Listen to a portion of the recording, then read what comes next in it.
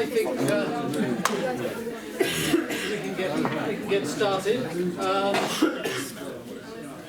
As the birthday boy has arrived, I think we can start. So first, happy birthday, Paul.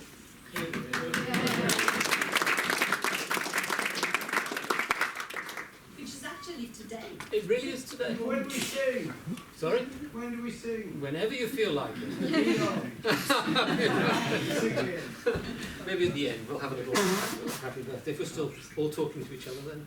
Anyway, it's terrific so many of you could turn up for this very special occasion and to celebrate Paul's 80th birthday. He's busy complaining that, who wants to be 80, but it's not a bad thing, really.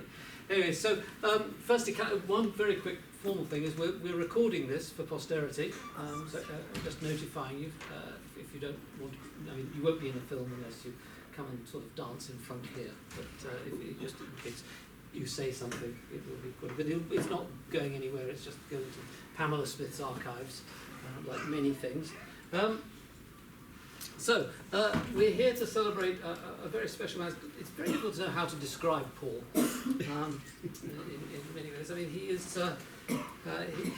he's a legend. He's the only archaeologist, as far as I know, who has a whole Facebook group named after him and following him. But I think the thing is, of course, he is the living proof that you can take the boy out of Yorkshire, but you cannot take Yorkshire out of the boy, because he is. I think he is Paleolithic archaeology's Geoffrey Boycott. For those of you who are English and of a certain age will know what that means. It's another archetypal Yorkshireman. Anyway, so and of course, by which I mean, of course, there's this tremendous ability to be absolutely straight and direct, to know what he thinks, and the clarity with which, if we move on to his work, the clarity with which he always presents his work and his ideas, and of course the clarity with which he sometimes tells you that your own ideas are not quite right. That's it. The other way I describe him is that he's not a cave dweller like many Paleolithic people, but he is almost certainly a copper kettle cave dweller. I did actually trawl through Google images, just on the off chance that the random pictures of the copper kettle that are up there would have Paul in it, but sadly they didn't. So, but anyway, we know that it was certainly a long time when if you wanted to see Paul, you didn't go to the Department of Archaeology, you didn't go to Corpus Christi, you went to the copper kettle and found him sitting there, contemplatively smoking his cigars and thinking deep thoughts. The other thing is that he is an incredibly lucky man, and he's lucky, of course, as we all know, because he's married to Annie. And I'm very sorry Annie's not here at the moment, but the reason he's 80 is he's had Annie to look after him. And anyway, I hope she'll be here later. And of course, he's a great archaeologist, a great Paleolithic archaeologist, definitely of his generation, the major one. And so that's really what we're here to celebrate, is his 80 years contributing to Cambridge, contributing to the world of Paleolithic archaeology, and to the field of science and the field of human evolution in general. Now the format we'll follow is a few of us listed here, all linked to Paul in some mysterious way. We'll talk a little bit about the Paul Mellars, his part in my downfall. I think really kind of the theme of today. But we'll all talk a little bit about something in his work or our work which links us together for 10 or 15 minutes. It's very informal, so I'm sure if anybody wants to chip in and say anything, it would be very welcome. There are a few people who couldn't be here who've sent some messages, and which we will read out or see in a bit. Hello, Anna. And then at 5:30, Martha is going to interview Paul in a very intimidating way, no doubt. So we'll find out all about him. So I'll start this off, and I'll just talk a little bit about Paul. I've known Paul since the 1980s. possibly in the late 70s, I'm not absolutely certain. And of course, these are some pictures. This is evidence that Paul really is a Yorkshireman, because I'm sure what he did is he said to Annie, that's Annie sitting in the car, you know, you don't need wheels. It's much cheaper if you buy the car without the wheels. Anyway, so it's just one of Annie, who sadly can't be here. And this, of course, this is why you don't mess with, you know, with Paul. You know, the sheriff of the town sitting on his chair. Sitting on his chair and smoking his cigars, looking for the bad guys coming into town. Often multi-regionalists and other such people. I can think of one or two you'd certainly feel that way. Anyway, it was in the 1980s, and I first came across Paul actually when he moved to Cambridge, because I went to Sheffield. I was a lecturer at Durham at the time, and Sheffield had nobody to teach the Paleolithic, so I agreed to go and teach the Paleolithic, except of course it's well known I cannot teach the Paleolithic because I don't really know anything about it. So the poor archaeology students in Sheffield ended up with a course on evolutionary ecology instead. They must have wondered what had hit them after having had Paul. But the real interactions, intellectual interactions, really took place over this, the human revolution. I think one of the absolute turning points in the way we look at the Paleolithic and human evolution. And of course, it was the emergence of the out of Africa model of modern human origins, and this completely transformed the way we talked about many things. And I was fortunate enough to be invited to the conference held in Cambridge in 86, wasn't it? I can't remember now. 86, and this was published in 87. And the reason I'm sort of, my paper was a very bizarre paper in the end, ecological conditions of speciation, a comparative approach to the origins of anatomically modern humans. Because of course I knew absolutely nothing about the origins of modern humans at the time. And so I had to take a comparative approach, which is just a euphemism for saying write about something else. But what I became interested in is that having always worked in Africa and thought mostly about Africa, suddenly the emphasis was on out of Africa. And what Paul and Chris Stringer were really emphasizing was, you had this origin in Africa, and then it's the dispersals out that were the critical thing. And for me, the big challenge was to start to think about what was the difference between Europe and Africa that made an African origin likely probable. So this paper I just had this figure here. I was interested in things like resource gradients, how they differed between temperate environments and tropical environments, and how, in the end, to cut a long story short, tropical environments are more likely to promote continuous change and gradual change because of the mosaic habitats there, whereas the more temperate environments tend to be rather more abrupt, leading to either extinction or dispersals and change. And it sort of made a lot of sense. And it's actually stayed with me all the time, because just a few years ago I published a broader quest paper on the evolutionary geography of what's now called the Afrotropical model of hominid origin. So the fact that all of Africa, all of human evolution is so tied up with Africa. And I would never have done any of that had I not sat there in what I seem to remember was a very hot room in the university centre, listening to some very excitable people, such as Milford Wolpoff and Alan Thorne, discussing this. Then the other one with Martha and I, in emerging out of this, we began to think less in terms of out of Africa as a single model, a single dispersal. Paul at this time was very much discussing and working on the spread of the modern humans into Africa, into Europe, the relationship with the Chattel-Huronian and the end of the Middle Paleolithic.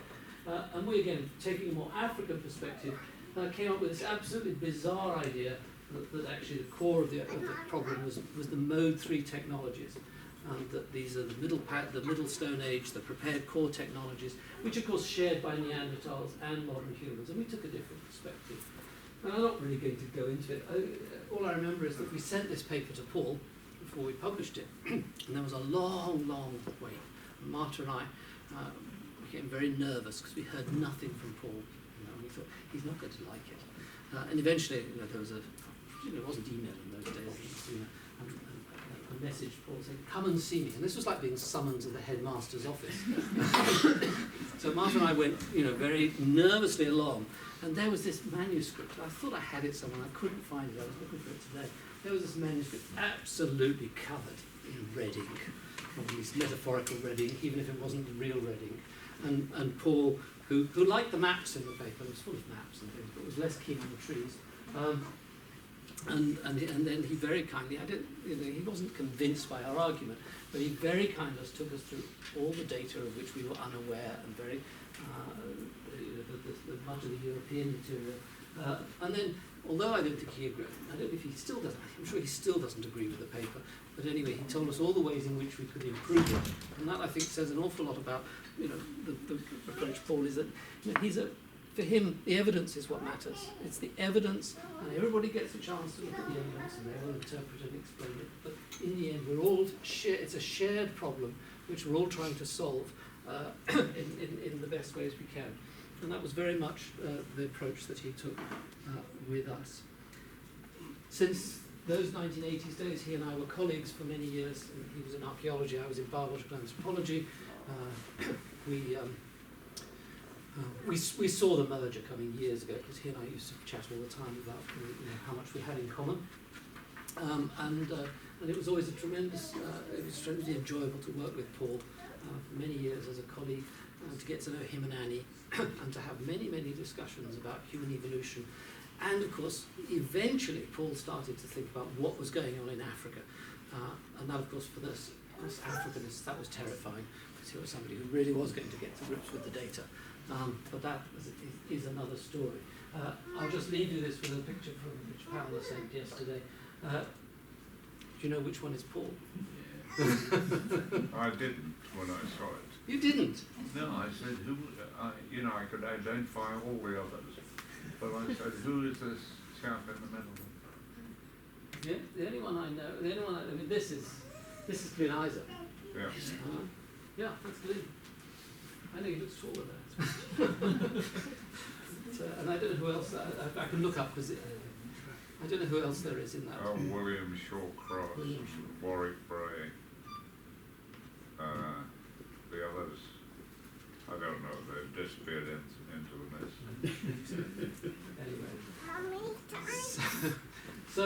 Anyway, so that's, for me, Paul has been a major influence and a wonderful friend, and I'm just very glad he's here for his 80th to give me a chance to say so. So, thank you very much, Paul. I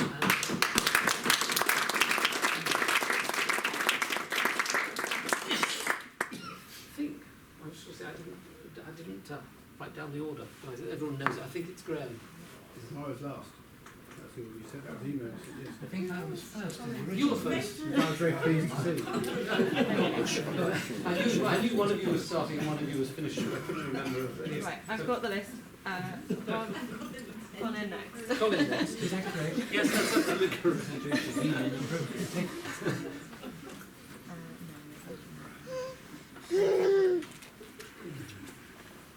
Well, it's a very great pleasure indeed to be able to participate in this celebration of Paul and all that he's achieved in his very fruitful career.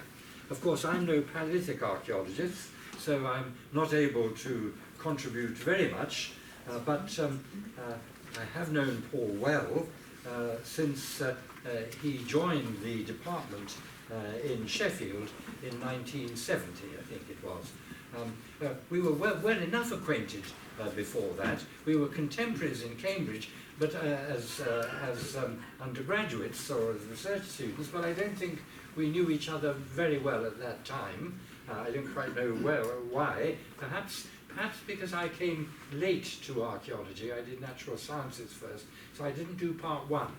And so probably Paul was studying his Paleolithic things, and I was studying my Neolithic and Bronze Age things when we were undergraduates, and our paths didn't cross very often. But we had lots of lively contemporaries, including Barry Cunliffe, who was also, I think, an exact contemporary of ours, if I'm not mistaken. So he did his PhD on the Mousterian, and it was in the Perigord that he met Annie. It was his good fortune to meet Annie, and I hope we should be seeing Annie later. I wish she were here now.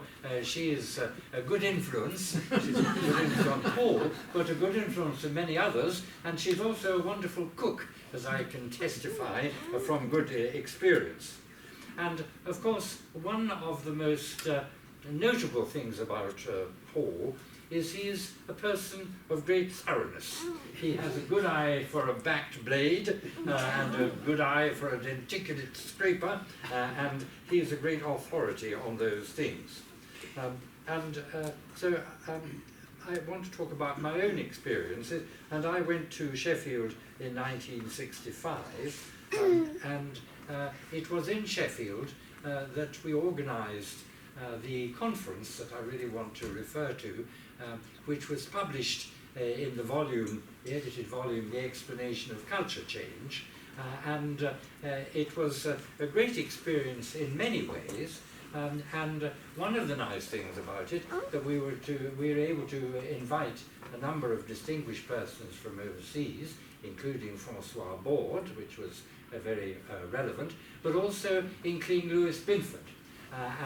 Louis Binford I did a little earlier when I went over to UCLA, and Louis Binford, as you know, had a clear view on a number of things, and he certainly developed a clear enough view on the Mousterian, because he and his then wife Sally Binford had worked on the Mousterian and had developed his own views, which were a different interpretation on the detailed sequence of the Middle Paleolithic, a different interpretation from that of Francois Borde. So it was very interesting to have both those great authorities at the Sheffield conference in December. I think it was 1971, the conference. It was very, very interesting to have both Borde and Binford, and then to have Paul himself contributing with his own very detailed knowledge of the material. And so it developed a lot of really rather interesting overtones. Later, Binford referred to the conference as the first international conference of the new archaeology. And during the conference, Lou Binford and his wife stayed with us in Rustlings Road, and we visited Paul and Annie at Eam, and I well remember the wonderful tea. There was a wonderful, I think it was a Bakewell tart. It was an open tart, and I think it was with apple. I think it was an apple tart, but it was certainly a notable tart and a memorable tart. and Lou and I, and indeed all of us, went away with an admiration. We admired Annie in many ways, but we certainly admired her for her cookery, and it was a very happy visit to Eam.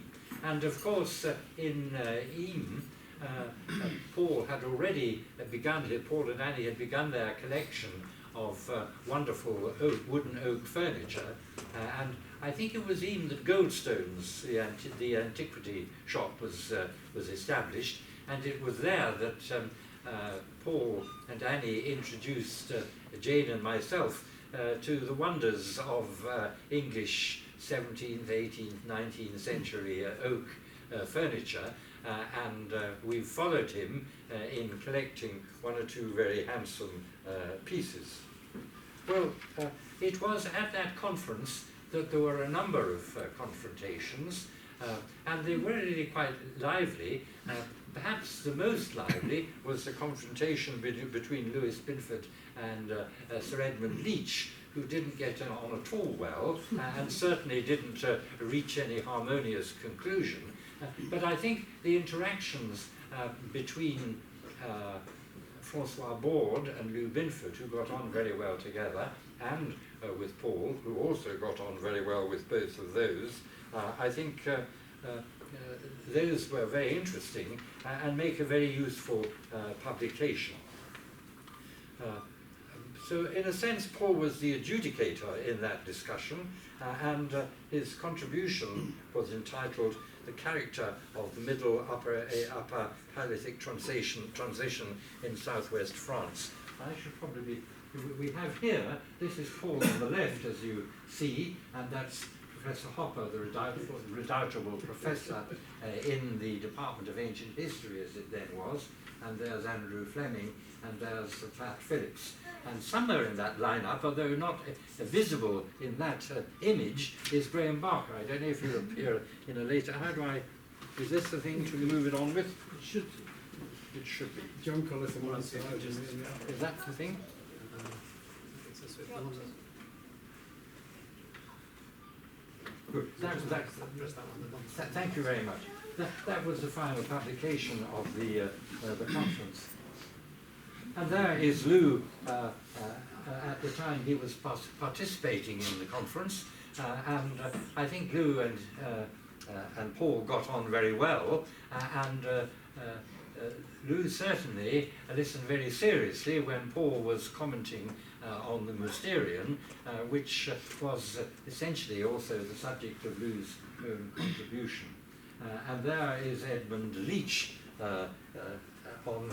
maybe on that occasion, although Lou is looking cheerful there, which he certainly wasn't when Edmund Leach was making his contributions. And there, as the last slide, appropriately is Paul amongst, I imagine those are all Homo sapiens, are they not, Paul? Those are not Neanderthals' skulls. That would be too many Neanderthal skulls in one place. But I don't remember, that may have been taken in Cambridge. Is that in the Cambridge? This room. Well, it wasn't taken in this very room, but in the predecessor. No, in this room. In this room. It's actually this room, is It's it? the corner over there. Oh, it's a more recent slide than I realised. Good, well that's a very topical thing to conclude with. So I just want to say what a stimulus it's been to be working with Paul over these years. And there have been some very notable controversies, some of which are not yet concluded, of course, in these interpretive matters, but it's been a great joy to be a colleague of Paul's over this time, and he's been a great support, and of course it's been a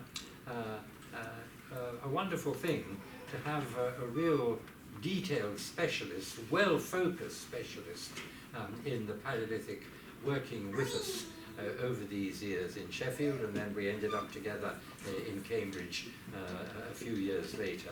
So I feel very privileged to be one of the first to begin this afternoon's tribute to Paul. I'd just like to thank him very much for alongside you later, because we owe a lot to Annie also.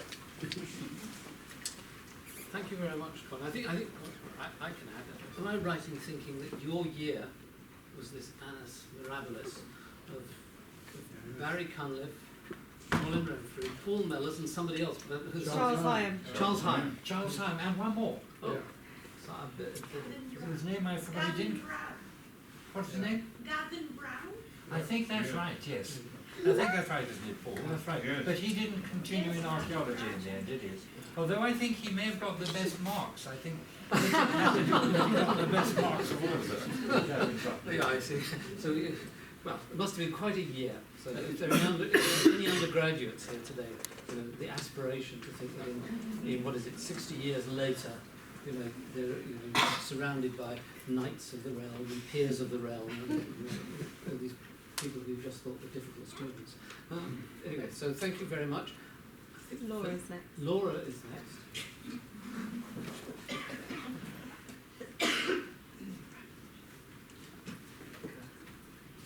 So Laura Bassel is at the University of Leicester. She is now, since about just. But did her PhD here, which is why she's going to.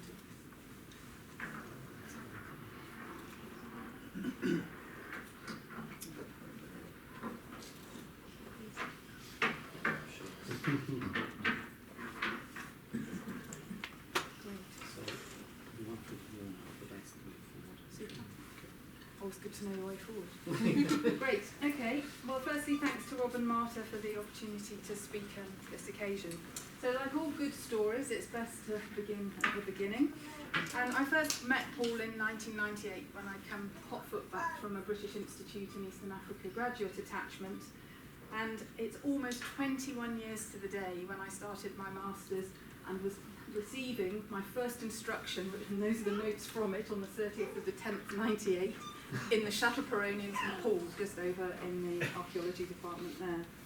So looking back at that year, which was my MPhil year, Paul had a really significant impact on me. Firstly, finding me pale and shaking when I had to deliver a seminar in front of Colin. He told me a series of anecdotes to help me overcome those nerves, and I'm afraid it didn't work. I still shake in your presence, Colin, I'm afraid. So secondly, he hammered home weekly lectures, which included nearly always a reference to a split base bone point and lots of lovely illustrations of lithics, and always culminating with a $64,000 question. And this skill in relating the smallest of finds and the evidence to the big picture, the big questions, is actually something that still really influences me in my work today. So I think that's the first sort of influence that Paul had on me. In that year, Paul also took us on a wonderful field trip to the Dordogne to look at key sites, museums and rock art as well. So in seeking a theme for this talk, I went through the boxes of slides that I took. For a trip that made such an impression on me, I've actually got remarkably few. There are a lot of very black ones, which I think must be wine-fueled slides of us playing ball in the evening in some square in France. But for that trip, there were three that really stood out.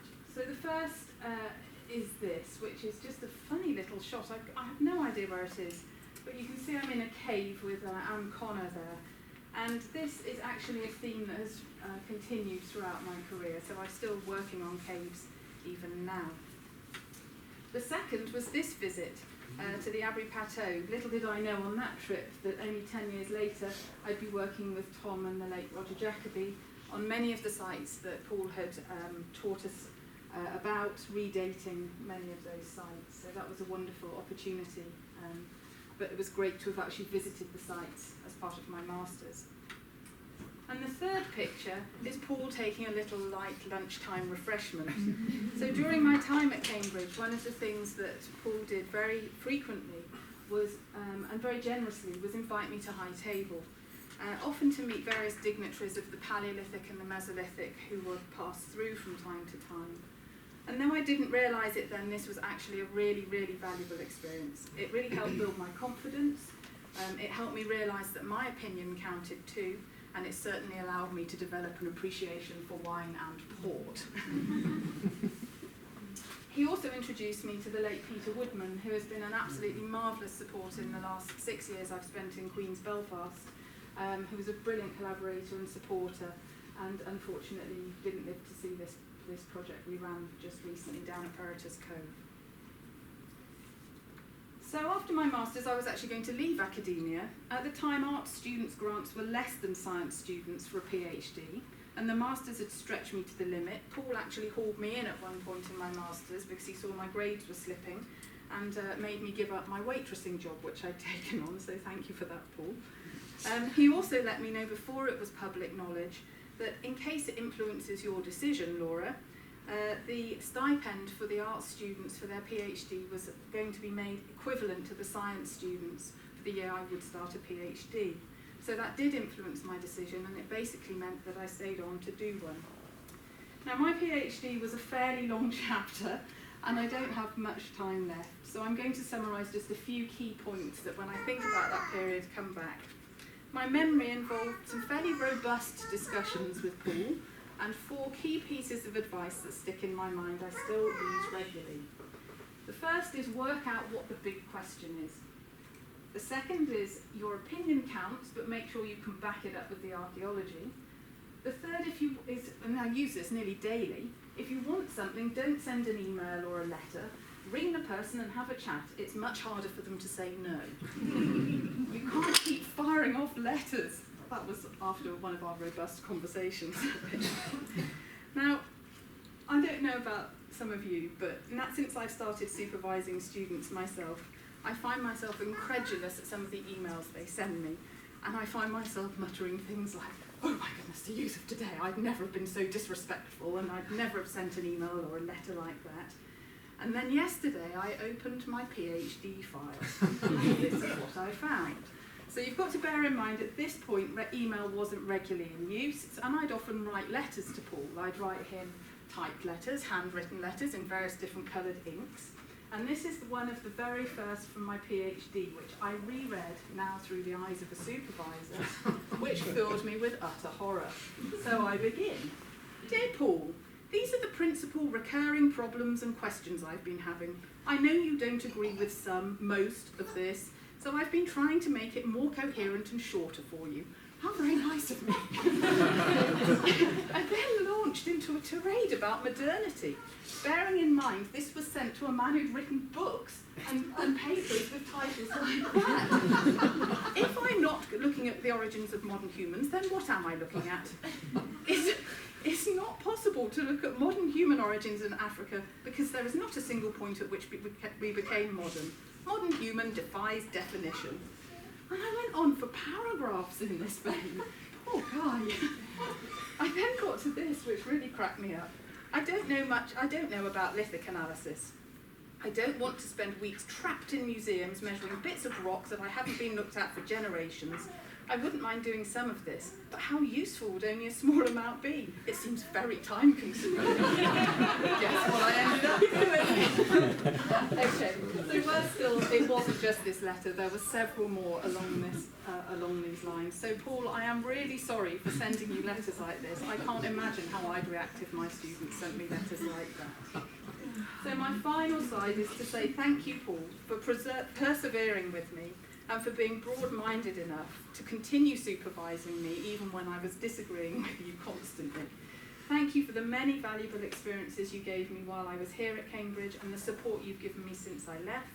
Without you, I probably wouldn't have become an archaeologist and had the opportunity to explore the many wonderful countries and the research that I'm doing at the moment in lots of different places on lots of different prehistoric things, from the early and middle Stone Age to Persian princesses.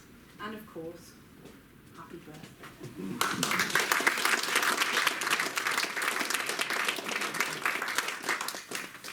Thank you very much, Laura. I can testify that she did do the lithics in great detail, pages and pages and pages of them, because I was her internal examiner, so I had to read them all. Sorry?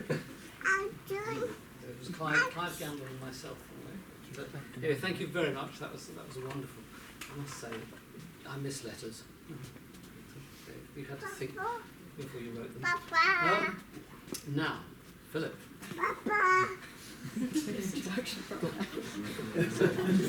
Philip. We have to switch. Philip and partner. Partners. Philip.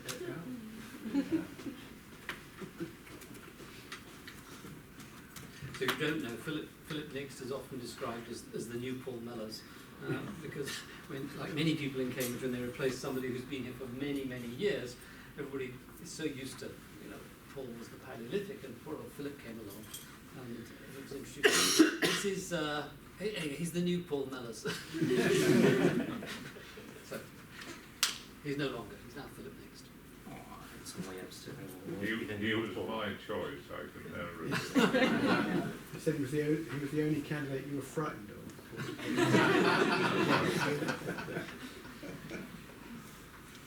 I want to just give some brief memories on some of the early interactions with you, Paul, and all of them are of course pre-Cambridge, or at least pre-my Cambridge. You're probably wondering what that number is.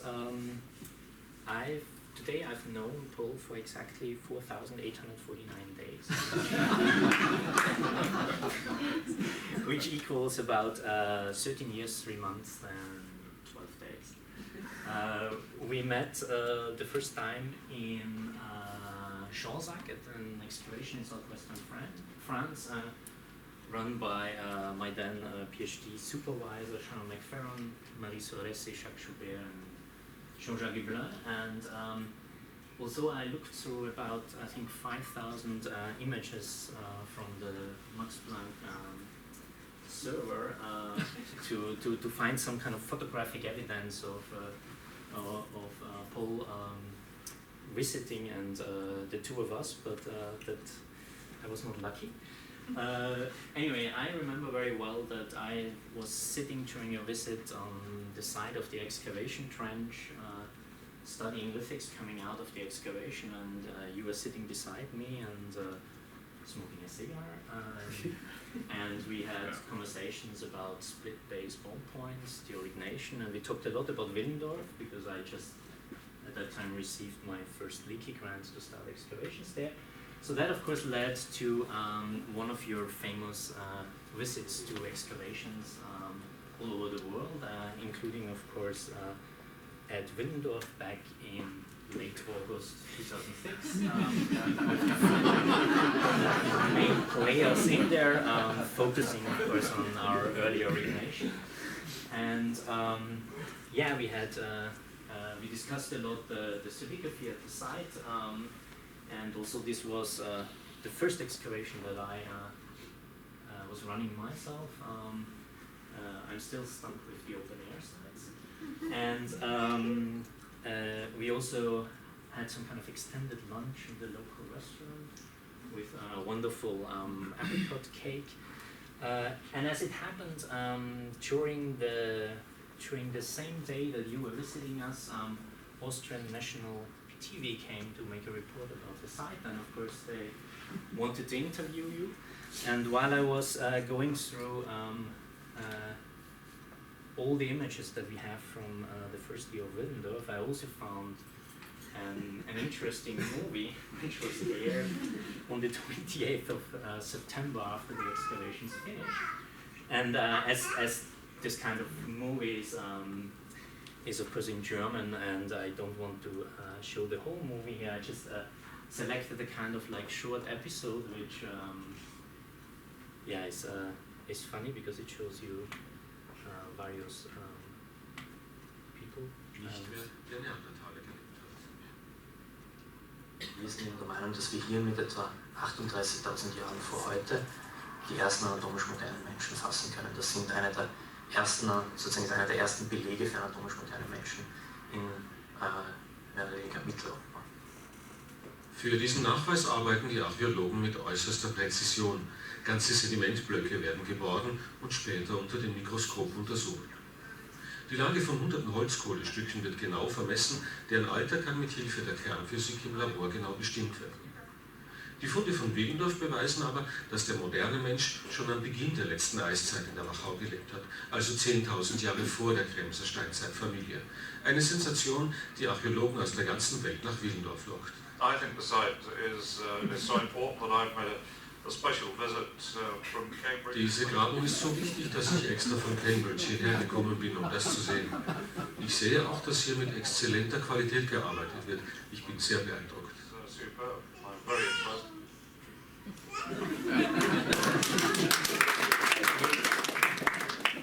We also, during the visit, as I said, we had lengthy conversations about the origination, first modern humans in Europe, and of course, I mean, Willendorf is one of the sites that had a huge importance for your argumentation about the timing of the modern human colonization of Europe, and we set out with that excavation to test your hypothesis, and yeah, I think you all know the outcome, and as so often, I have to say, Paul was right. Yeah, it seems to confirm the pattern he published quite a long time ago. I want to end with what is my part here, with a more recent photograph that also shows you that the lunch is not always happening at Copper Kettle. This is a more recent photo from earlier this year, where I learned everything about volumes 2 and 3 of the Orensay Museum. And but I also have to say, for me, once I arrived here in Cambridge, these lunches, regardless if they're in Copper Kettle, the chop house like here, or were very important because, especially at the beginning, I got a really good introduction in how Cambridge works from you and what to avoid. Anyway, I have a couple of more slides that Shannon McFerrin, my PhD supervisor back in the Max Planck, sent to me, and who of course knows you for a long time, and so he wishes you a happy birthday as well. And he sent me these slides from some of his excavations together with Harold Dibble. Here an image showing Shannon, you and Harold at the site of Roc de Marseille in 2005. Shannon met you, I think, the first time in 1987 at La Quina, and he said the interesting thing is, from then on, you visited every single day that Harold and him did in southwestern France. Another good example is here, together with Jenny French, visiting again Roc de Marseille, and obviously discussing the Neanderthal knot burial at the site. And then there are, of course, all the kind of even more important discussions in the Carsac and Dick house, and I don't know what discussion is going on there in the bottom image, but it seems to be a very intense conversation, potentially about the burial or something else. Some more relaxed memories of a lunch close to Roc de Marseille with a little bit of coffee. And finally, I want to finish the slides of Shannon with Shannon's all-time favorite photograph of discipline. And it is also a special honor to send you the big birthday greetings by Ofa and Danny by yourself, who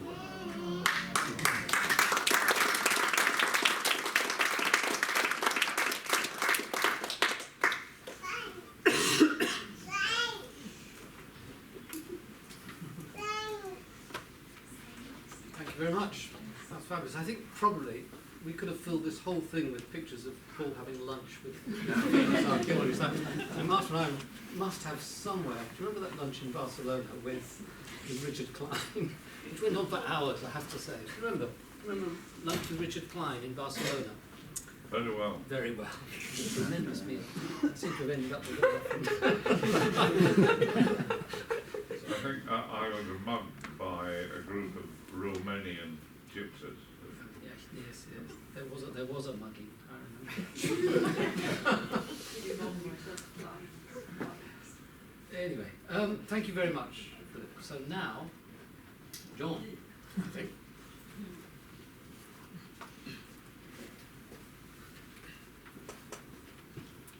We can find it.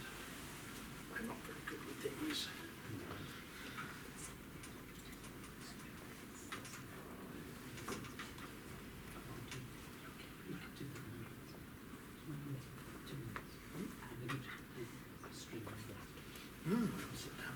Yeah, we're just going to have an interlude because showing that one thing. I've got here somebody who couldn't be here would fit in very nicely at this stage. Oh no! How do what do we do about that? Just a few, for example, your emotional bust up with Peter Acco back in 1986 over the... Right way up, it's too much. Does anybody know how to put the right way up? No, I don't know. Come on. Okay. I think it's this button here. Let's repeat. No. Yeah, no. Okay, we'll just have Chris Stringer on his side. You got it right there. Can you try right click, bend the arrow on the bottom right? But I think that'll just make it full screen. Yeah. No. So if you right click and maybe you... Stop, play, speed, exit, audio, numbers, captions, plugins, volume, please now. No. Play. Well, greetings from London, Paul, and sorry I can't be with you today. I'm sure it'll be a great occasion with many reminiscences, and I can think of just a few. For example, your emotional bust up with Peter Acco back in 1986 over the World Archaeological Congress. The Gibraltar Conference, the famous Cajones story involving João Zilhau. Many more stories like that.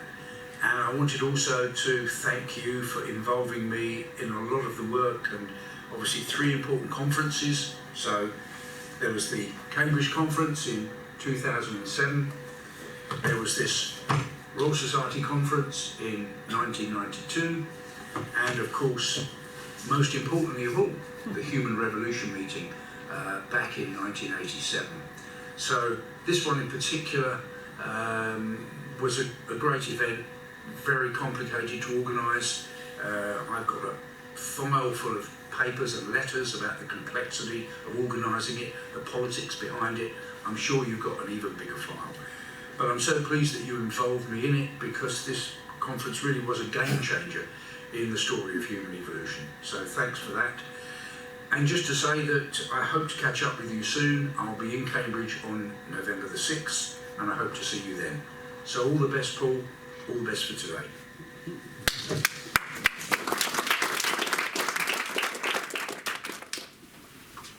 Yes, well.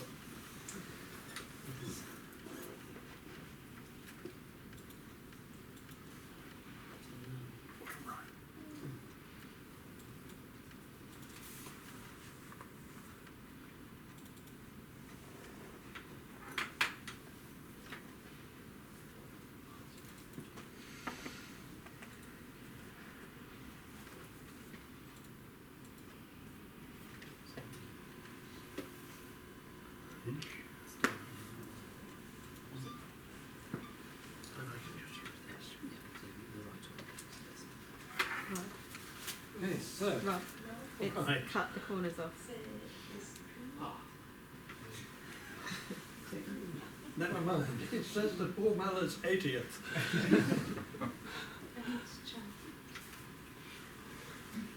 My first encounter with you, Paul, was exactly 50 years ago this month in a practical in South lecture room where you were managing it, and you handed me some Mousterian artifact which I promptly misidentified, and Paul looked at me very seriously, so much that I remember now. And I realised then, in a sense, that much as we enjoy this, there is also this serious side of trying to get it right. Now, my next, after a few years in Africa, for me, my next sort of encounter, really, was when the Paleolithic post came up about 10 years later, and a few of us sort of put our hat in the ring on the off chance of an assistant lectureship, which Glyn Daniel made very plain to me was not going to happen. What was needed and what happened was that Paul was prized from Sheffield, where I think he'd been very happy. But what was needed was someone who would stand up for the British Paleolithic and build up a big innings with a few sixes in it, and really the rest of what I got to say is just 1 or 2 examples of that. But here was a little reminder of Corpus, which became Paul's college, and because it was mine too, I was able occasionally to get into a dinner, and Paul became president of Corpus, so it was nice, it was easier to get nice dinners and excellent wines, I think, from time to time.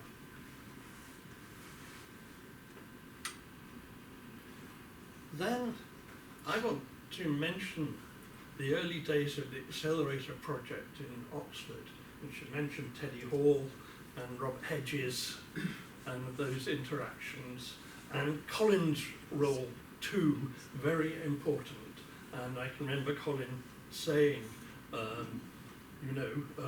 this is a very big venture, and people are going to want to see the returns on it, that it's paid off. But in the early days, it was actually very hairy, because the oldest dates couldn't be done because of the backgrounds, and there wasn't the precision for the later dates and so on. And then who should come along with an excellent project but Paul and Harvey Bricker to date the Upper Paleolithic sites which could be reached. And Paul really got hold of that, the relationship between the all those Upper Paleolithic Gravettian dates and the fact that so many dates that were out there were far too young. And he just saw it through. He saw it through to an excellent paper in Current Anthropology, which was really one of the first really solid outputs from the programme.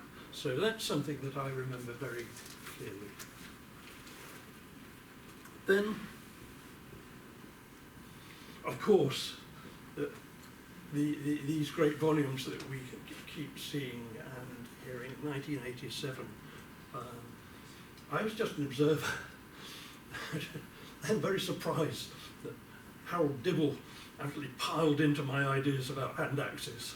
So a conversation and vigorous debate ensued, which Paul as chair refereed, but it was also plain, he was judicious again, that this was not going to go on and take too much attention from the Mousterian and moderns, so on we went. Now, Harold, I remember cheekily, many years later on, he said to me, "Oh, wasn't there some little to do? You know, when you were wrong." and well, hand axes, yes, a good thing, but no more to say about them. But there was more chance to say something about them, 1996, when Paul organised this other major conference taking up links with Kathleen Gibson on modelling the early human mind. And I think it's a really important one to highlight, because I think Paul got hold of many of those big ideas that came out later in projects like the social brain and so on, that were just beginning then, really. But in the reach of that volume, he really managed with Kathleen to set out all kinds of issues. And again, if I may, remember Paul, I put my paper in and talked to Paul. I said, "Is it all right?" There was silence. And when I looked at it again, I realised that the introduction was about 3 times too long. So I cut. And I learned from then, a little by Laura's mentions of things to do, is never make your introduction too long. It's a good thing to follow.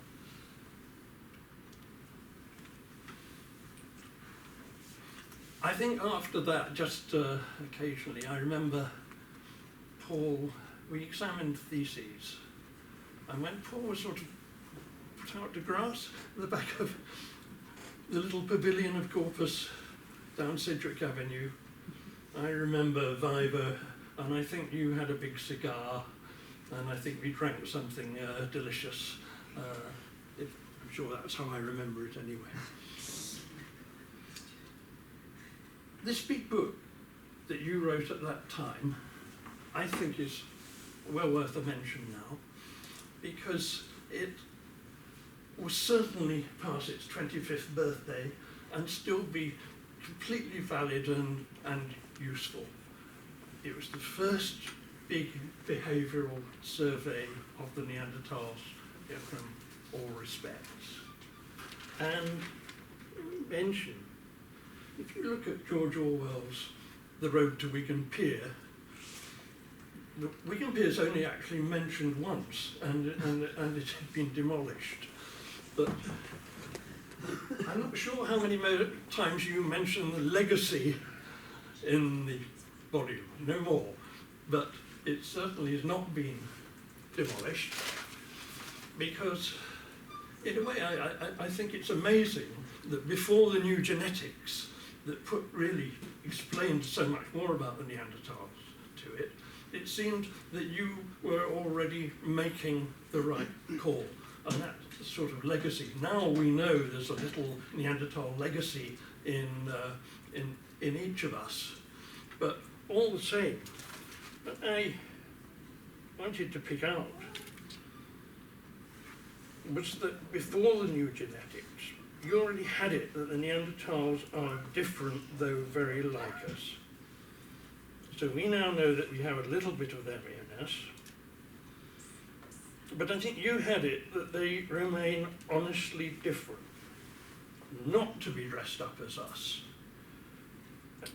And I think in this, I have a very great respect for Paul, for the way he showed that, and also the way he spelled out a respect for them.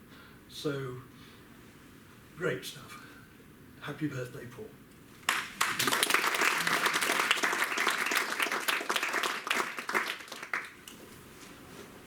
William, you're right. It's you next. If you like, we can have a... Thank you very much, John. I think what's very helpful there is reminding us that one of the themes running through Paul's career is chronology. I mean, you know, it was the core of the Mousterian debate, and how Bors and Binford both got it wrong. And of course then in the whole argument about the Chateauperonian and the transition and the spread of the Arab nation, chronology was absolutely critical. And it was nice, I'm glad John sort of reminded us of that. Now, before William says anything, hopefully we might have a right way up to do it. Hello, Sir Paul and Annie. It's Paul Pettit here. I'm so very sorry I can't be with you today on this most auspicious occasion. Thank you, Rob and Marta, for the invitation. I'm delighted just to be able to send you this little film that you can watch briefly while you're eating Martha's nice food, and I hope very much she's going to save some of that for me later.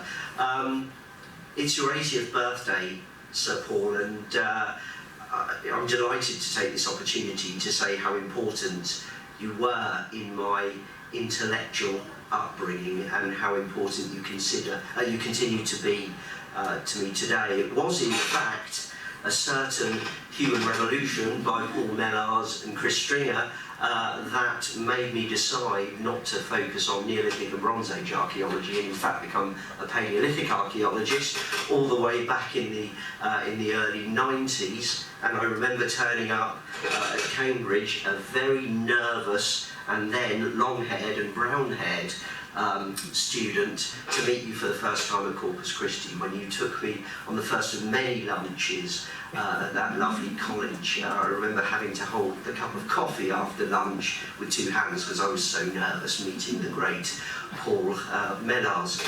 And when I was lucky enough to begin my PhD with you, I learned so many lessons from you, especially including how to spend about 3 times the amount of money on a 3-day trip to the Dordogne with you than I would in about a month when I was going there as a PhD student. But anyway, many valuable lessons, some intellectual, some more social, shall we say.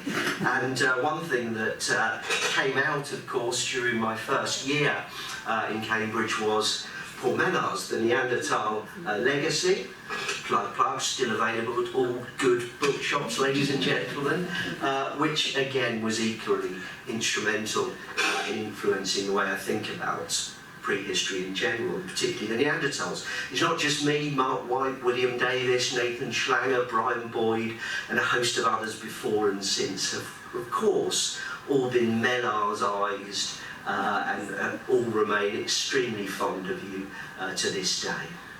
I guess I'll wrap it up now. You're probably getting bored and wanting a top-up of wine, and I really wish I could be clinking glasses there with you and all the other chums at Cambridge. So Paul, you remain extremely important to me and to everyone who's had the sheer fortune to work under you, with you, alongside you, and I wish you many, many more years, and I hope we can clink glasses very soon. Happy birthday, Sir Paul, and have a lovely evening.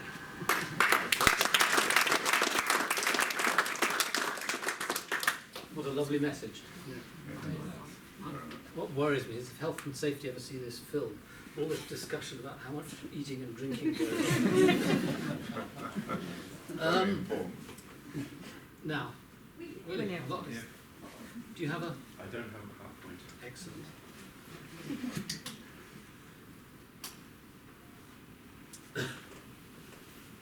It's just a few observations, really, struggling through the traffic. Happy birthday, Paul. And I just want to speak personally. I think that one of the first academic books I got was the Big Red Human Revolution, closely followed by the Big Blue book. And I think the impact of those is hard to understate. But I think it goes back earlier than that. Having read those books, going back to your 1973 paper in the Culture Change book, where I think you've, probably for the first time, articulated what it was that needed to be said about the Upper Paleolithic. For up until then, really, it had been a succession of culture historical layers which people just described. It's perhaps uppermost in my mind because last week a paper came out reiterating pretty much that point, that culture history trumps radiocarbon dating, any form of dating in fact, and that it doesn't even explain why culture should change in the first place. So to set out trait lists, if you like, of things that can be tested and nuanced against the record, I think is a key development. And I think that is when things begin to take off. We had the Mysterian debate, of course, in the 1960s, but it doesn't really seem to have touched the Upper Paleolithic in the same way at that time. So to have that change, which allows you to link in the biology, the ecology, and everything else, immediately broadens your range of explanatory options. So thank you for that development. And I think this cultural, historical approach to the Upper Paleolithic is something that does need resistance. You can't just use it as an explanation. So I think I'm going to leave it there, probably because I don't know what time. We've got plenty of time. We've got plenty of time. You can leave it there. You've got what? Better raised at the later on, I think, over a glass of wine. Over a glass of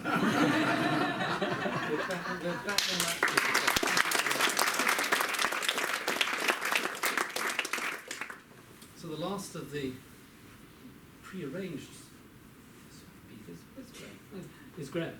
Okay.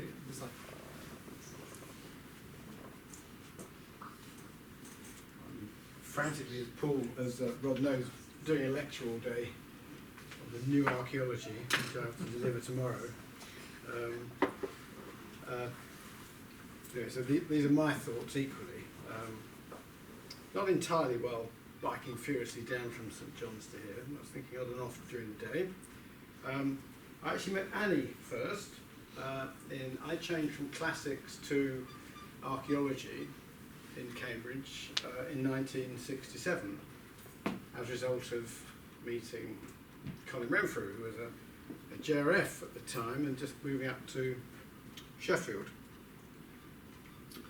who harangued me about what wonderful thing the Neolithic was. And so anyway, I knew Annie because Annie worked in the library with David Clark's wife, so I knew her as a keen student. I graduated in 1969, which contrasts with the year when Paul and Colin graduated, because although we were never called it, we are the annus horribilis, where nobody got a first the entire year. Me, Robin Dennell, Anthony Harding, there's a whole gang of ne'er-do-wells in the British Academy who all graduated then. I hadn't met Paul then. I think I probably met him first at that explanation conference. I went on to a PhD until 1972, and I was mostly in Italy, but I remember going to the explanation conference. So I saw Paul then at this wonderful heavyweight session that opened it up with him and Board and Binford. these three of them, and I think McBurney actually followed after coffee.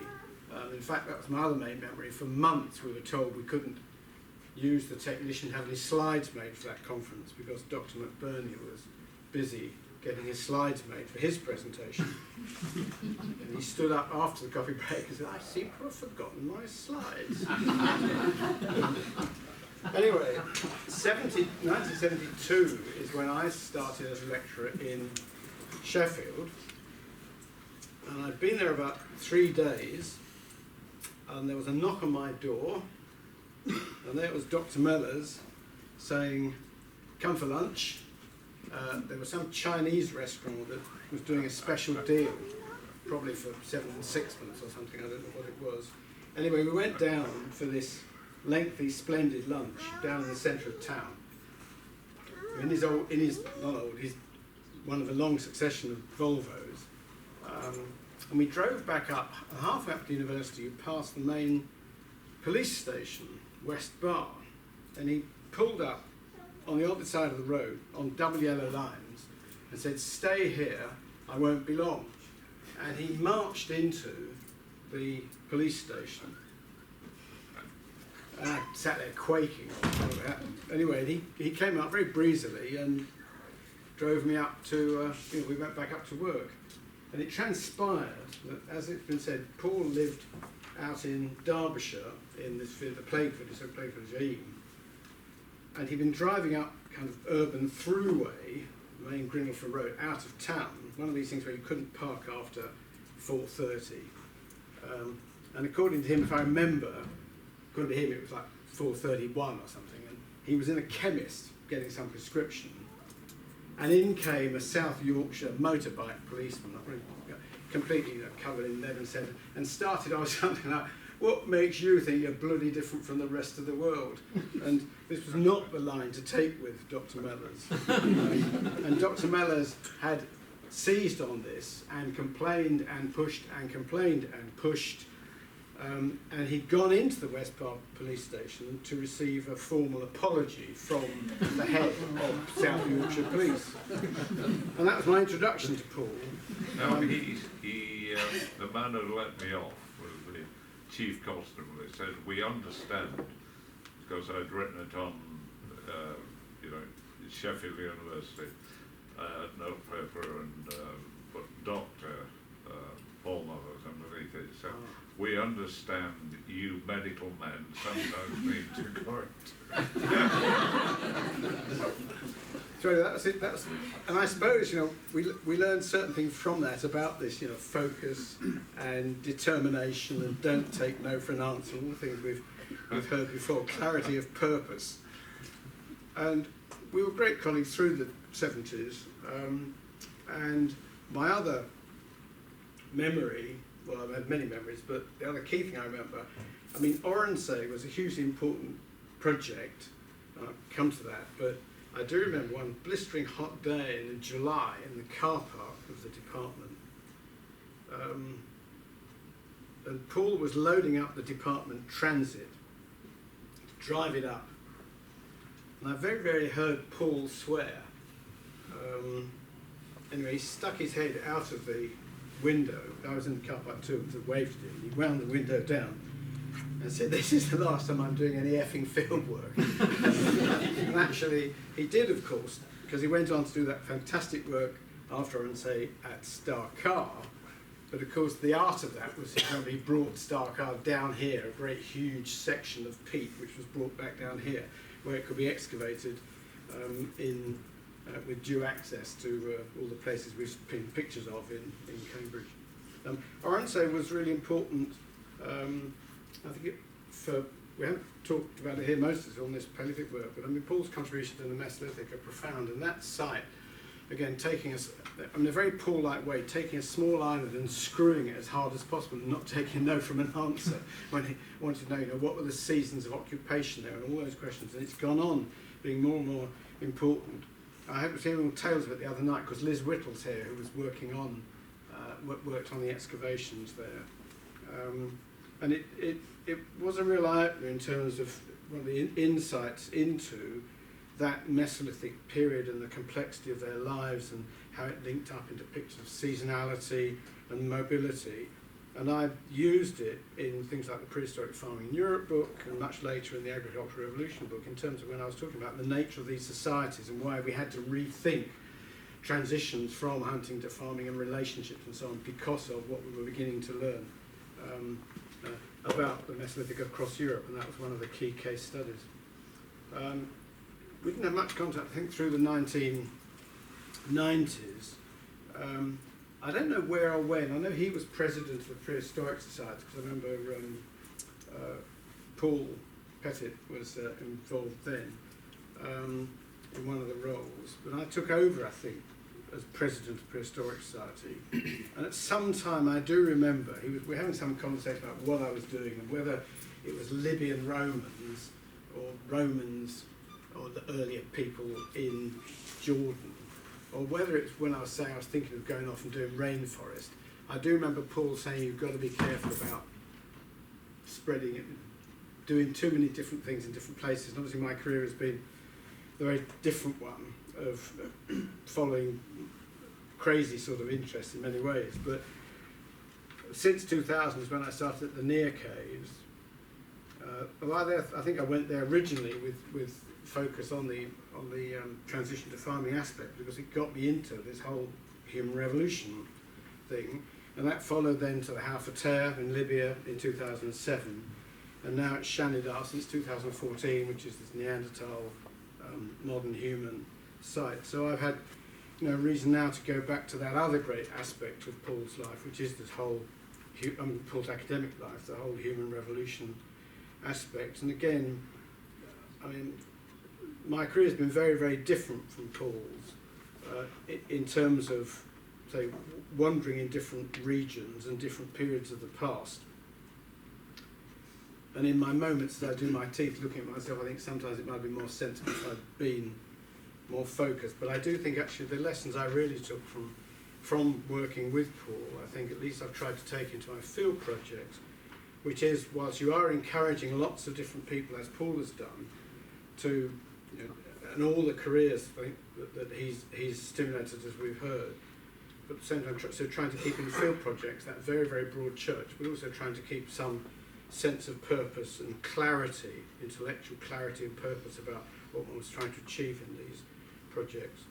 So I have learned from Paul in different ways, huge amounts. And I should also just finally say, I came here in 2004, succeeding Colin as Disney Professor, and I had that role till 2014 when Cyprian took over. And I must say, Paul was an absolutely fantastic personal support. And in many ways, he was a hugely important part of how I thought about the role and how I thought my colleagues and just what support I felt I had. So from that original lunch to now, happy birthday again, huge thanks for everything you've given.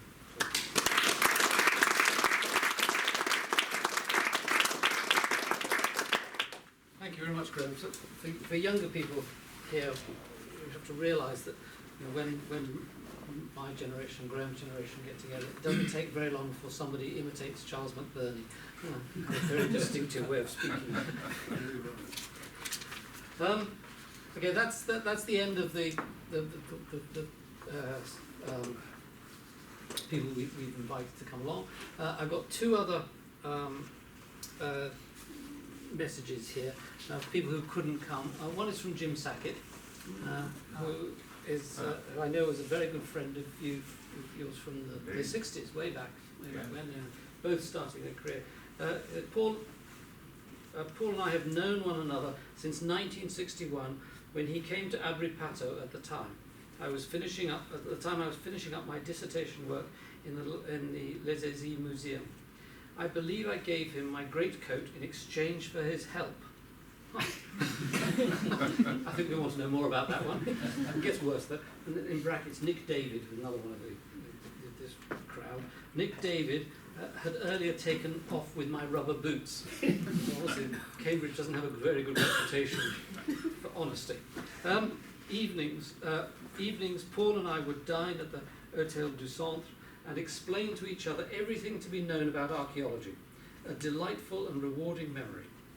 I've just gotten out of the hospital and can write no more. Suffice it to say that I admire Paul as much as any archaeologist in my generation. He must have been built by the same firm that put up Stonehenge.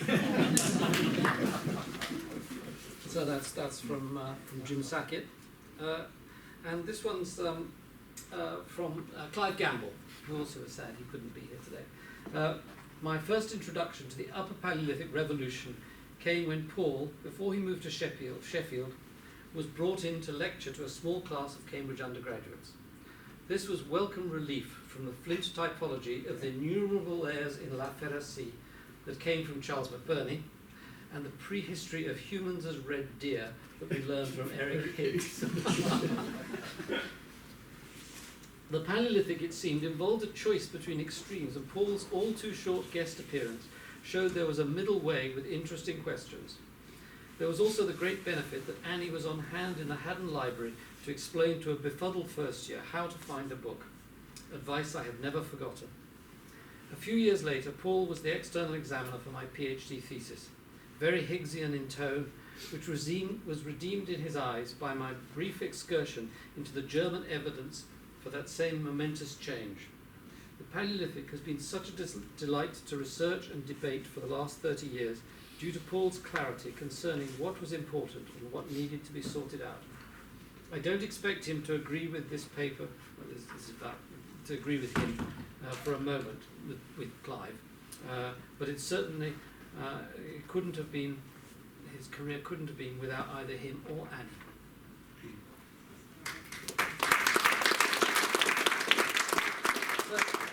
Unless anybody's got any other messages that I don't know about. May I say something? Emily could say something. Emily has not been mentioned, but Emily has been central to organising this as well. Sort of. Supported by the other Palmiso organisers. And we understand that you were instrumental in forming the Palmiso seminar group 40 years ago. So our birthday gift to you, we'd like to name the first Palmiso seminar of the year the Paul Miso, or with a formal title, the Sir Paul Mellars Lecture. So we're going to start that next year.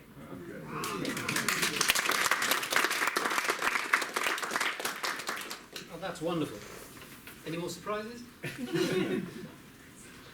Okay, so we move to the next stage, prior to what, obviously, Paul, we know what Paul likes to do, which is to go and eat and drink, so we'll do that in a minute. But before that, Marta is just going to sit with you and ask you a few questions about life, the universe, and everything. Why don't what I suggest is we pull up 2 chairs.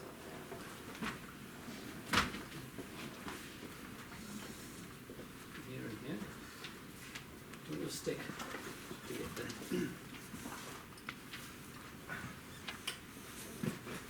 Stick all relates to an incredible and absurd occasion when I left my car at the top of the steep drive at the side of our house and forgot that you couldn't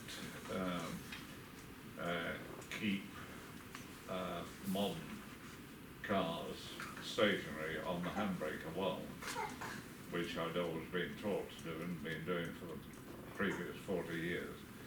And I went to open the gate and turned round and saw that this strongly built German BMW was increasing speed as it went backwards, and all my imagination just went to the fact that the possibility that it would hit another car coming along the street, or perhaps even a bunch of school children. So you don't stop and think how sensible you are when you're doing it. So I just ran alongside the car with the door open, trying to reach the handbrake again, which was absolutely impossible. And it gathered speed as it went down. I could well have finished up under the car, but fortunately it eventually threw me out in the middle of this road, and neighbours picked me up, and the doctor produced incredible, they repeated blows with the front door, produced an enormous balloon-like bulge on my right thigh, and I went to see the doctor, and he had it x-rayed and said, "Oh, don't worry about that, it's merely tendinitis, it'll cure itself, you know, within most a week or two." That was 3.5 years ago, and I'm not aware that it's changed ever since. So I've been stuck with hobbling about on this damn stick, which I... But it's an elegant stick. Thank you. So I said the problem with the stick is it makes it look like a DOF. And she said, "What is a DOF?" I said, "A decrepit old farm." I'm sure it does. So I'm still... Not well, it's still elegant. I will ask you a few questions. They're not serious questions. And I will start by asking you, what did your parents think when you became interested in archaeology?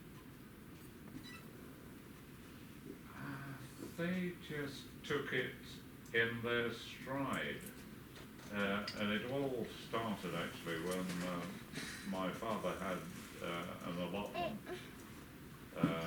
just half a mile from the house, and he came back one day with a greenish circular thing, which was obviously a coin, and I took it to school, and the chemistry master cleaned it up, and you could just see that it said Carolus O Carolo, so that established that it was Charles, it turned out it was Charles II. And that hooked coin, you? One and coin? I was 13, I think, at the time, and that absolutely fascinated me, and just went on from there. Yeah. But my parents, you know, they knew nothing at all about archaeology, but absolutely took it in their stride. If that's what he wants to do, let him do it. It's been their You were lucky, not all parents. Yes. I understand that you published your first paper before going to university. Right? At the Yes, end I of school. did. What was it about? It was called a Mesolithic surface site in the Rother Valley, and it was published in the Proceedings of the Hunter Archaeological Society, which was the local Sheffield Archaeological Society. And I think in 1961, it was certainly the first paper I did, and I wrote it, I think, before I went to university. I read you were a teenager. When I wrote that? Yes, they said you were 17, finishing school. So Well, when did... they must be right. So, what did your friends think? My friends think. Yeah, what did they think? Well, there's Paul, writing a paper on the Mesolithic of something when you were 17. I just don't remember.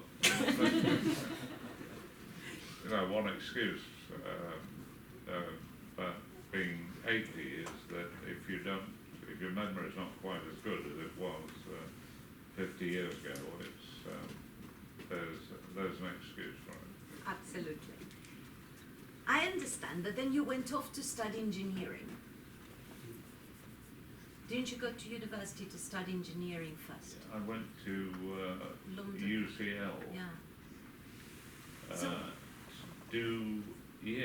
engineering, I read. Because I'd had a cousin who'd been a civil engineer and had taken me out on some of his projects when they were, he worked for the railways when they were replacing old bridges. And I mean, everybody said you'll never make any money by being an archaeologist. I mean, forget that, do something useful. So I thought civil engineering sounded an interesting thing to do, but by the time I'd spent about 3 weeks, I think it took me to make up my mind, that the one thing I could never do is be an engineer. The lectures were so boring, and every afternoon when I should have been in the drawing office at UCL drawing crankshafts or whatever, I was wandering down I'd then be 18, I suppose,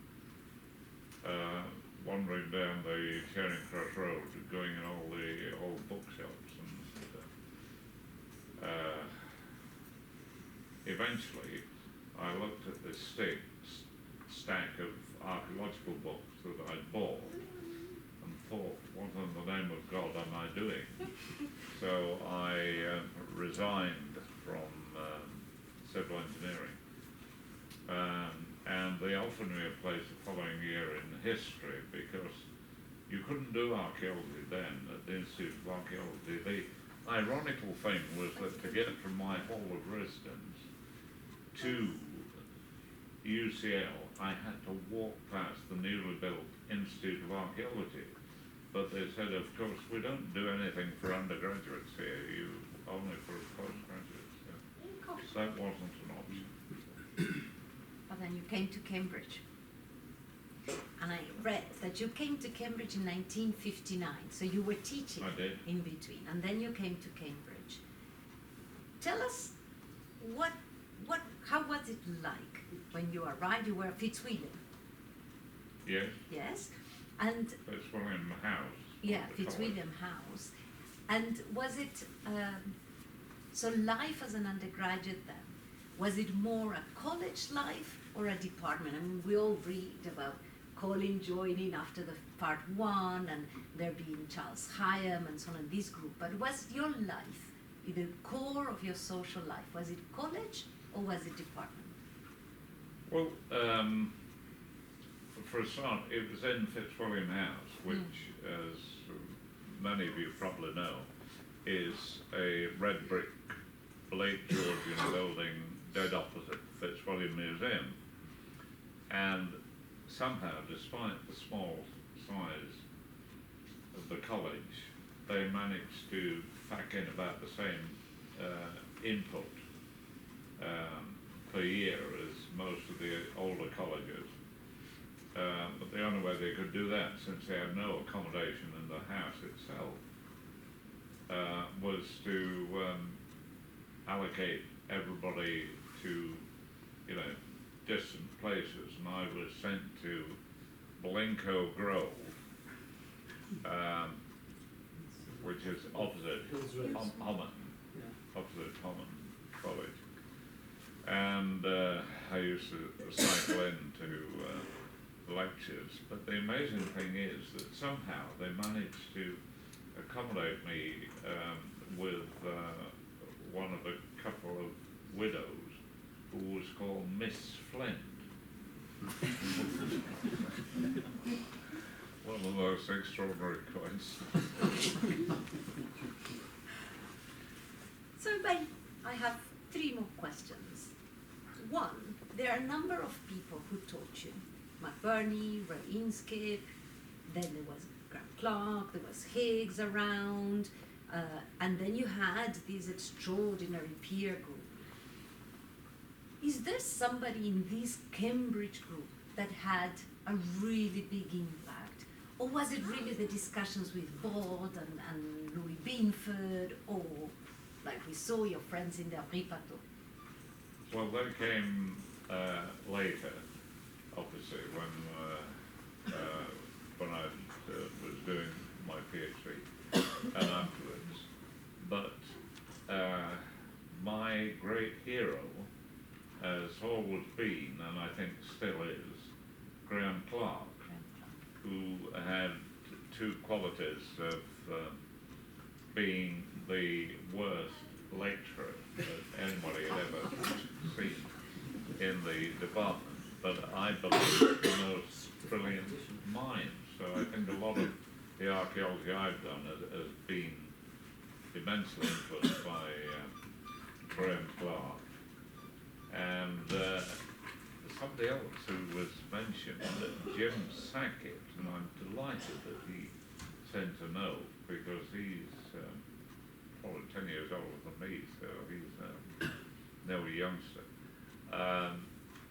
But I did have, while I was working as Helen Mulvius' research assistant at the Abbey Plateau, I did have dinner every night with Jim Sackett, and I often think that most of my ideas in archaeology were shaped by the Jim Sackett was brilliant, and he was very, very funny.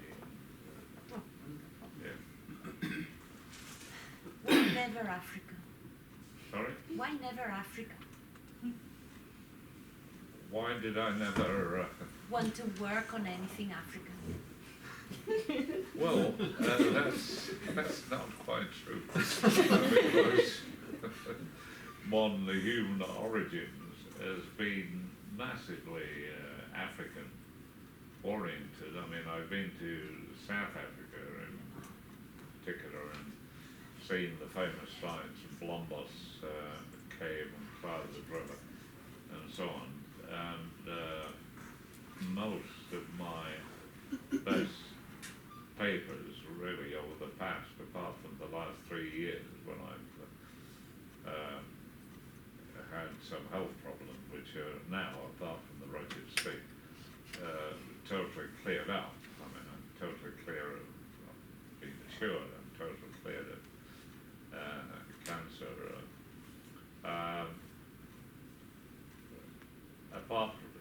Apart from the last 3 years, where owing to these health problems, I was my work capacity was slowed down.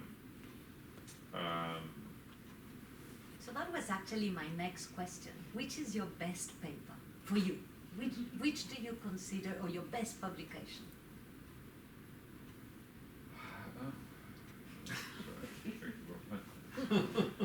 So many to choose from, Paul. It took me 5 years to write the Neanderthal Legacy.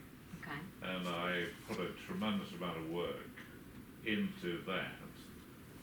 And the amazing thing is, when it first came out, I mean, it's quite a large format book with double columns and so on.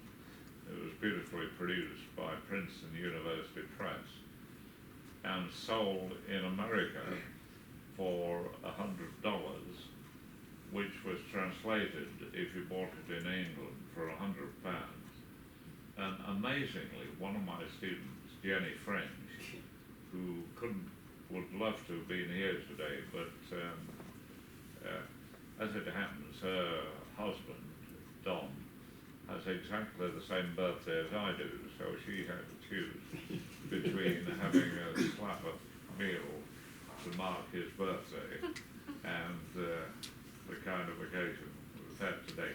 But just if you finish, what I just want to say, there's too much to say in all the sure grossly exaggerated compliments I've been paid by the speakers today. I particularly wanted to thank you and Rob and apparently Emily and Philip for organising this event, which is a great compliment. And thank all the speakers who have said such exaggerated pleasing things.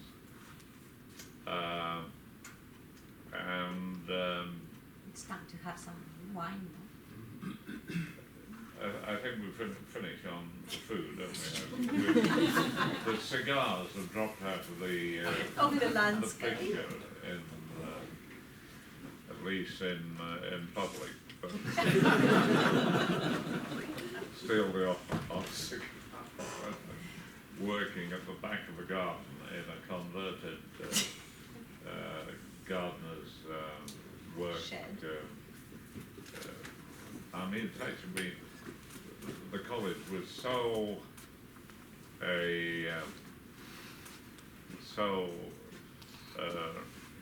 relieved when I found a solution to the cigar smoking problem, because what he's talking about is the moment when the college told him he was no longer allowed to smoke in his office. yeah, So he went to work in the gardener's shed. Write without, I mean, it's like a dummy. I have to write with a cigar in one hand and a pen in the other. And I said, You write with a pen? Sorry? You write by hand? Oh yes, I write everything longhand in books, these red and black books. I mean, I could show you examples. That's some boring, no one. I write it all out in longhand, and then I go over it with the red pen and make extensive corrections to it. And no computer? Oh yes, I've got an expensive Mac laptop computer, which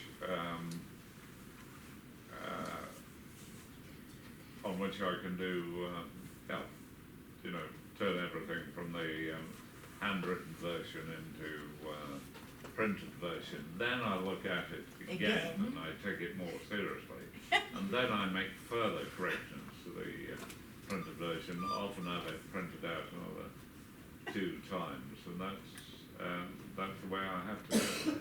And it's true that if anybody has been sending me emails for the last few years, they wouldn't have got any reply, and I do apologise if that applies for anybody in this room. But my excuse, and it's a pretty convincing excuse, is that my office, where the computer is in a black hole in the universe, which will not receive internet. No, my computer always tells me none of your preferred network are available. So my excuse is I can't receive or reply to Maybe we should use emails. So God knows how many people I've insulted by emails. And the other thing is, I'm just much happier talking, it seems to me. I mean, because of my Neanderthal fingers, I usually end up, I use the computer hitting 2 keys at the same time, so I spend as long correcting what I'm saying as I do typing it in the first place. But my impression is that, the things you can get through in a 10-minute or a 5-minute phone conversation, vastly more than you get from an endless coming and going of email. Well, we all agree that there are too many. So I'm accessible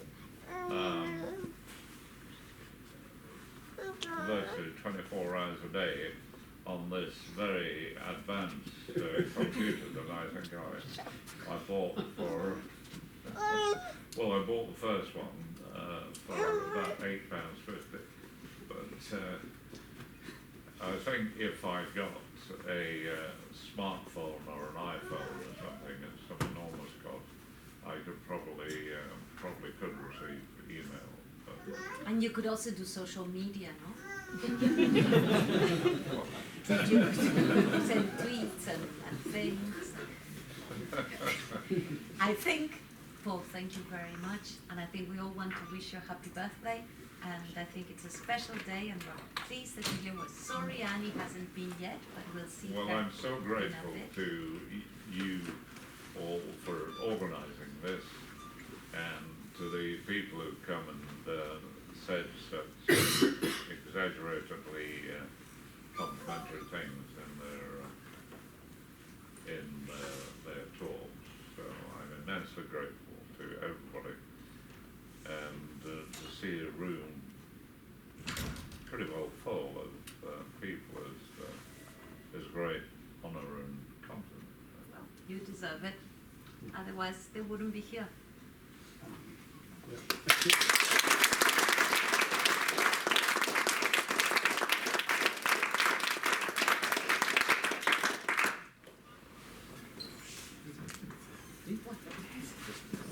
Before people go for drinks, which will be upstairs, could I ask all of the speakers to gather so we can take a picture to commemorate the event, please? The drinks will be up on the 3rd floor in the library. You helped organise it. Go on. Yes.